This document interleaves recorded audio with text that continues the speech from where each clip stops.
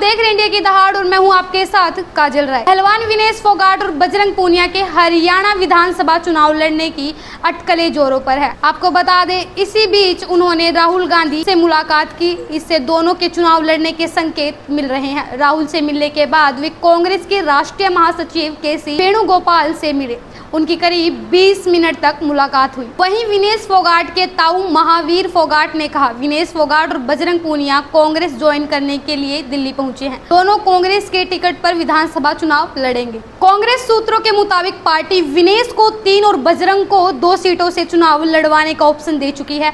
Media reports के मुताबिक विनेश फोगाट अपने ससुराल जींद के चुलाना या दादरी और बजरंग पूनिया झज्जर के बादली से चुनाव लड़ सकते हैं। हालांकि कांग्रेस के प्रदेश प्रभारी दीपक बबरिया ने कहा था कि चुनाव लड़ने का फैसला विनेश फोगाट का होगा। इसे लेकर जो स्थिति है वह स्थिति आपको स्पष्ट करा दी जाएगी। पार्टी सूत्रों की माने तो कांग्रेस की कोशिश है कि दोनों को विधानसभा चुनाव में उम्मीदवार बनाकर पहलवान आंदोलन को बीजेपी के खिलाफ बुनाया जा सके। बजरंग पूनिया के चुनाव लड़ने को लेकर कांग्रेस पॉजिटिव संकेत मिले हैं, लेकिन बात विनेश फोगाट पर टिकी हुई है। कांग्रेस विनेश फोगाट को 3 सीटों का ऑफर दे चुकी है।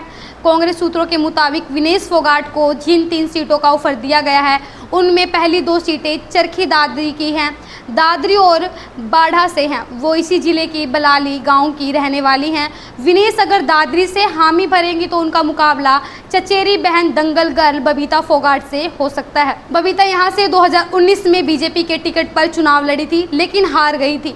इस बार भी वो टिकट की दावेदार हैं। विनेश को तीसरा ऑप्शन जींद के चुलाना सीट्स का दिया गया है। वहीं बजरंग पूनिया को 2 सीटों का ऑफर दिया गया है। कांग्रेस सूत्रों के मुताबिक बजरंग पूनिया को 2 सीटों का ऑफर दिया गया है, लेकिन बजरंग पूनिया सोनीपत से चुनाव लड़ने के इच्छुक हैं। यहां से कांग्रेस मौजूदा विधायक सुरेंद्र पवार को ही टिकट देना चाहती है। पवार अभी ईडी केस में जेल में बंद हैं। वो चुनाव ना लड़े तो उसके बेटे या बहू को टिकट मिल सकता है। कांग्रेस उनका टिकट काटकर यह संकेत नहीं देना चाहती कि मुसीबत के वक्त नेता का साथ छोड़ दिया जाता है। इसी के साथ बजरंग ने झज्जर की बादली सीट से भी दिलचस्पी दिखाई थी, लेकिन यहां से कांग्रेस को मौजूदा विधायक कुलदीप वत्स का टिकट काटना पड़ेगा। वत्स बड़ा ब्राह्मण चेहरा, इसलिए कांग्रेस अगर उसका टिकट काटती है तो ब्राह्मण वोट बैंक नाराज हो सकता है। बजरंग को कांग्रेस की तरफ से बहादुरगढ़ और भिवानी का ऑप्शन दिया जाएगा। ये दोनों जाट बहुल्य सीट हैं। वहीं भूपेंद्र सिंह हुड्डा टिकट की पैरवी कर रहे हैं। कांग्रेस सूत्रों की माने तो केंद्रीय चुनाव समिति की मीटिंग में भूपेंद्र सिंह हुड्डा ने विनेश फोगाट और बजरंग पूनिया को टिकट देने की पैरवी की है।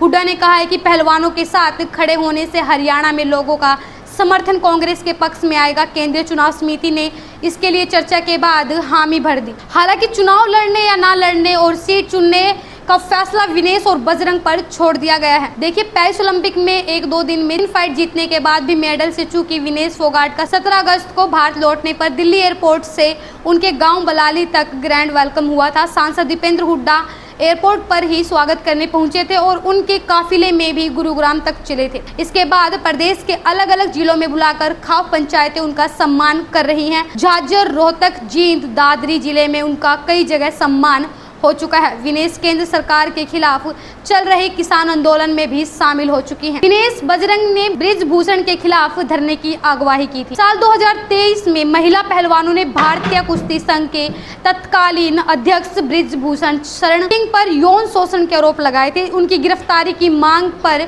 बजरंग पूनिया और विनेश फोगाट, साक्षी मलिक की अगुवाई में पहलवानों ने दिल्ली के जंतर मंतर पर धरना दिया था।